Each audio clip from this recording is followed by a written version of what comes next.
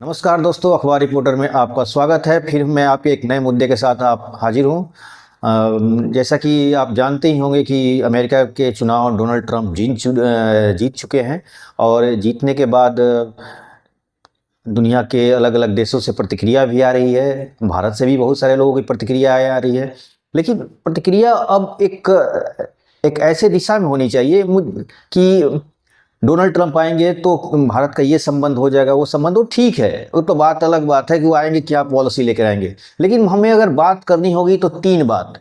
एक तो ब्रिक्स, दूसरा जो नो वॉर उन्होंने बोला है, और तीसरा जो होगा इंडिया और चाइना और अमेरिका के बीच जो ट्रेड चल रहा है इसके बारे में, ये ट्रेडिंग के बारे में। ये तीन मुद्दा ही सारा कुछ भारत का को असर डालना, सकारात्मक नकारात्मक जो भी है, ये तीन ही मुद्दा जो है बहुत ज़रा जरूरी है। ब्रिक्स का इसलिए बोला कि ब्रिक्स में भारत एक फाउंडर मेंबर है, और फाउंडर मेंबर के साथ साथ ब्रिक्स में जो लोग हैं वही गुट निरपेक्ष वाले ही ज़्यादातर साथी लोग हैं। जो जो निरपेक्ष का हमारा शुरुआती थी उसी समय के लोग हमारे मित्र उसमें काम कर रहे हैं, ज़्यादातर वही लोग हैं और वो जुड़ते भी वही लोग जा रहे हैं। यूरोपियन तो नहीं है, यूरोपियन में एक सिर्फ तुर्की है जो आना चाहता था, लेकिन अभी फिलहाल वो उसका मामला अभी ठंडे बस्ते में है फिलहाल। देखिए ऐसा है कि एक तरफ ब्रिक्स है, दूसरी तरफ नेटो है, North Indian Atlantic Treaty Organization जो उनका है, और भारत का अपना जो ब्रिक्स है जो चाइना और रसिया जो उसको चला रहे हैं। अब इसमें ये होगा कि अगर तो डोनाल्ड ट्रंप एक राष्ट्रवादी आदमी है, इसमें तो बात दो रहे, क्या वो ब्रिक्स में कुछ ना कुछ हस्तक्षेप करने की कोशिश करेंगे? अब कैसे करेंगे? देखिए ब्रिक्स में दो मेंबर्स, एक तो चाइना है और दूसरा है रसिया।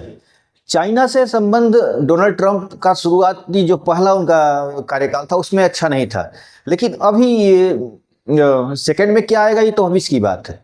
और जहां तक रसिया का, तो रसिया के बारे में तो सब जानते हैं कि अमेरिका का एंटी शुरू से उनकी पॉलिसी चल रही थी और कोल्ड वॉर वगैरह, लेकिन पुतिन से उनका संबंध अच्छा है। डोनाल्ड ट्रंप का पुतिन से संबंध ऐसा नहीं है जैसा बाइडेन के समय में था और इन लोगों के समय था। पुतिन के समय तो मुझे लगता है डोनाल्ड ट्रंप कहीं अगर आर्थिक अपनी योजनाओं के हिसाब से अगर इस पे ब्रिक्स में इंटरफेयर करते हैं तो हो सकता है कि इस विस्तारीकरण पर कुछ एक स्लो भी आ जाए, क्योंकि भारत भी अमेरिका के साथ है, रूस भी अमेरिका के साथ है, और मतलब पुतिन अमेरिका के साथ है। अमेरिका के नहीं, मतलब डोनाल्ड ट्रंप से उनका एक फ्रेंडली रिलेशन है और अच्छा उनका व्यवहार है, इसकी बात कर, अमेरिका से नहीं। और भारत का अमेरिका से भी संबंध अच्छा है और पुतिन यानी रसिया से भी है। तो इसमें जो बातें निकल के आ रही हैं कि क्या ब्रिक्स का विस्तारीकरण में थोड़ा ये हो जाएगा, क्या ट्रंप इसमें इंटरफेयर कर सकते हैं, या ट्रंप का जो नीति है कि गल्फ में जो डिसीजन वो लेने वाले हैं, या नो वॉर वाली सिचुएशन जो आ रही है कि जिसमें नेतन्याहू को भी दबाव डालेंगे कि आप वार को रोकिए। और देखिए नेतन्याहू पर थोड़ी बात कर लेते हैं। नेतन्याहू भी चाहते हैं कि लड़ाई रुके।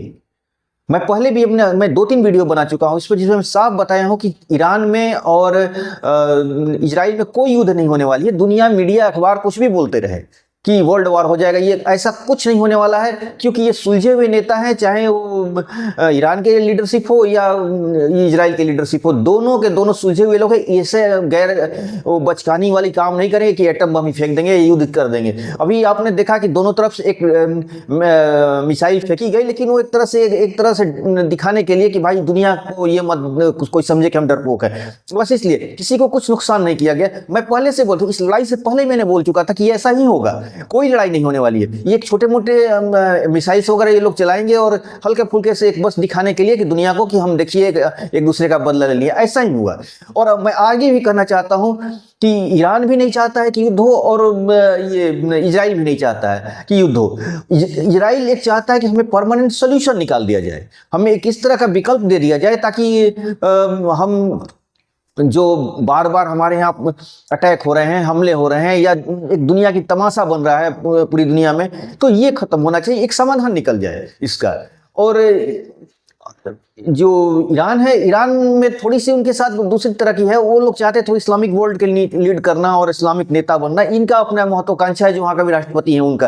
लेकिन राष्ट्रपति का भी अब वो क्रेज नहीं रह गया है। वो भी एक तरह से देखा जाए तो जो ईरान के जो प्रेसिडेंट हैं उनका भी अब वो पहले वाली बात नहीं है। लोगों में अपने पुराने रुतबों को लाने के लिए इस तरह के बीच बीच में युद्ध वाली बात कर भी दे रहे हैं, तो ये भी एक वजह है। लेकिन जहां तक नो वॉर की बात किया जा रहा है, तो जो अमेरिका की बात हम लोग कर रहे थे, नो वॉर जो उन्होंने ट्रंप ने बोला है, तो इससे ये लगता है कि नो वॉर का जो सिचुएशंस वो पैदा करेंगे, तो इजराइल में जो ईरान में जो टेंशन चल रहा है वो शायद कहीं ना कहीं टेंशन में कमी आएगी। ईरान का अमेरिका से क्या संबंध होगा, इसके बारे में अभी कुछ अनुमान लगाना मुश्किल है, क्योंकि उनमें उस तरह की अभी कोई भी खुसुर फुसुर भी नहीं हो रही है। लेकिन इजराइल से तो उनका बहुत अच्छा संबंध है, तो इसलिए इजराइल को या कुछ थर्ड पार्टी मीडिएटर को लगाकर, हो सकता है कि इंडिया भी इसमें शामिल हो जाए और किसी तरह ईरान को मनाने की कोशिश की जाए। या ईरान भारत जो है इजराइल का भी है और नज़दीकी है, और ईरान का भी नज़दीकी है। और भारत के तो ये पूरे गल्फ से ही बहुत अच्छा दोस्ताना संबंध है और बहुत दिली स्तर का संबंध है, इसलिए इसमें कहने की बात नहीं है। भारत अगर इसमें मीडिएट करता है तो जरूर इसका फायदा पूरी दुनिया को मिलने वाला है, इसमें कोई दो राय नहीं है।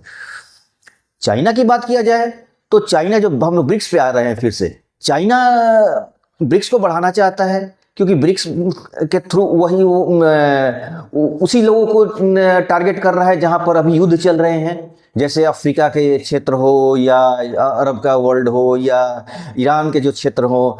मैंने ये जो इन कंट्रियों को अपनी तरफ से वो मिलाना चाहता है। भारत का भी उससे फायदा है, क्योंकि भारत में, लेकिन अब चूंकि अमेरिका भारत पे दबाव डाल सकता है कि ब्रिक्स के विस्तारीकरण को थोड़ा थामा जाए, उसको थोड़ा कंट्रोल किया जाए, क्योंकि ब्रिक्स जिस तरह बढ़ रहा है ना, जिस तरह उसका दिन पर दिन हनुमान जी की पूंछ की तरह वो बढ़ रहा है, तो कहीं लंका न जला दे वो नेटो का, समझ गए। तो इस तरह की माहौल बन रहा है, तो ये अमेरिका के लिए चुनौती है। और अमेरिका फर्स्ट वाली जब बात आ जाती है, तो अमेरिका अपनी चुनौतियों को बहुत अच्छी तरह से हैंडल करना जानता है। अमेरिका की एक नीति है कि हमेशा युद्ध चलते रहना चाहिए, क्योंकि युद्ध चलेगी तो उसकी इकोनॉमी चलती है।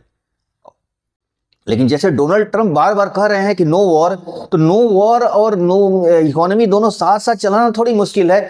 तो उसके लिए वो शायद ब्रिक्स के विस्तारीकरण को थोड़ा रोकें, क्योंकि ब्रिक्स का विस्तारीकरण रुकने से अमेरिका को फिर से अपनी गल्फ में और वो जो अफ्रीका के जो एरिया है उसमें अपना पैठ बनाने में, उसको जो धीरे धीरे कमजोर पड़ते जा रहा है, उसको फिर से वो पकड़ मजबूत करना चाहता है। ये अमेरिका का अपना पॉलिसी हो सकता है, ये मेरा अनुमान है। अनुमान सही भी हो सकता है, गलत भी हो सकता है, इसलिए मैं इस पे अपना दावा नहीं कर सकता हूँ। लेकिन अनुमान है कि ब्रिक्स को कंट्रोल करने के लिए अमेरिका कुछ ना कुछ उपाय जरूर करेगा। दूसरा चीज, जहां तक जो हमने अभी बताया कि ईरान का और ये इजराइल वाला, तो उसको रोकने के लिए प्रयास करेंगे। यूक्रेन का लड़ाई रुकेगी, इसमें कोई दो राय नहीं है। यूक्रेन की लड़ाई अब अमेरिका ज्यादा नहीं, क्योंकि सारा बोझ नेटो का अमेरिका ही उठा रहा है। यूक्रेन की का जितना खर्च लड़ाई का हो रहा है, ज्यादातर अमेरिका के ही बोझ पे जा रहा है, यानी नेटो का जा रहा है, लेकिन हम ज्यादा उसमें कंट्रीब्यूशन अमेरिका का ही है। तो ये चीज नो वॉर जब कह रहा है, तो इसका मतलब सीधा ये है कि वो यूक्रेन और रसिया की लड़ाई बंद हो जाएगी, क्योंकि रसिया से मतलब पुतिन से और डोनाल्ड ट्रंप से अच्छा रिलेशन है, इसका फायदा ये लोग उठाएंगे, यानी लड़ाई थम जाएगी। इजराइल का भी और लड़ाई हो सकता है कि थम जाए, इसमें कोई दो राय नहीं। अब सवाल होता है, फिर हम लोग ट्रेड पे आ जाते हैं। अब चाइना से अमेरिका का संबंध खराब है और डोनाल्ड ट्रंप तो एंटी चाइना बोले जाते हैं। तो ट्रेड के मामले में अब वो चाइना बहुत बड़ा एक्सपोर्टर भी है, अमेरिका को एक्सपोर्ट करता है, तो हो सकता है कुछ टैरिफ लगाएं, कुछ उनके ऊपर बहुत सारा टैक्स लगाकर उनके प्रोडक्ट को थोड़ा कंट्रोल करने की कोशिश करें, और वो भारत को भी करेंगे। हो सकता है कि भारत को करें, और भारत को भी करेंगे तो इसका नुकसान हो सकता है। तो जैसे हम लोग कह रहे हैं कि ट्रंप के आने से बहुत कुछ बदलाव आ जाएगा, बहुत कुछ आ जाएगा, तो अभी हमें देखना होगा, अभी भी इंतजार करना होगा। अभी कोई भी अमेरिका के मामले में मेरी साफ राय है कि अमेरिका को जब एक पूर्वानुमान नहीं लगाया जा सकता, वो ऐसा बेमौसम बरसात है, कब क्या कर देगा कोई ठीक नहीं है। इसलिए अमेरिका का बहुत अच्छा रिलेशनशिप, आप खुद हमारी मीडिया बोल रही थी, लेकिन उन्होंने बांग्लादेश में क्या किया, अब सब दुनिया देखती है। तो इसलिए अमेरिका अपना इंटरेस्ट देखता है और अपना इंटरेस्ट में वो भारत के इंटरेस्ट को बिल्कुल ख्याल नहीं करेगा। हाँ, ये चीज़ है कि अभी यूनुस जो हैं, अभी बांग्लादेश के जो प्रधानमंत्री हैं, कार्यवाहक प्रधानमंत्री हैं, तो वो एक कुछ टिप्पणियां किए हैं ट्रम्प के ऊपर। हो सकता है ट्रम्प भूले ना कुछ उनके ऊपर कुछ कर भी सके या ना भी करें। हो सकता है कि वो पिछली सरकार की नीतियों को आगे बढ़ा दे, कहें कि भाई इससे तो फायदा ही हमारा, तो हो सकता है कुछ नीतियों को उठा। तो कुल मिला के अभी हमें यही कहना होगा कि अभी हम लोग जल्दीबाजी ना करें, अभी हम लोग ट्रम्प को पूरी तरह सोचे समझें और देखें अभी उनकी एक कार्यकाल का कम से 1-2 महीने में क्या पॉलिसियां आती हैं। जब वो जनवरी के बाद यानी फरवरी मार्च में वो क्या डिसीजन लेते हैं, 2-3 महीना में क्लियर होने लगेगा, तब जाके हमें कुछ भी अनुमान लगाना ठीक होगा कि ट्रम्प क्या कर सकते हैं।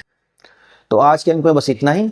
मेरे चैनल को थोड़ा लाइक कीजिए, सब्सक्राइब कीजिए और इसको प्रमोट कराइए और अपने दोस्तों को बताइए, थोड़ा इसे आगे बढ़ाने में अपनी मदद दीजिए। तो इसके साथ साथ बहुत बहुत धन्यवाद। Thank you.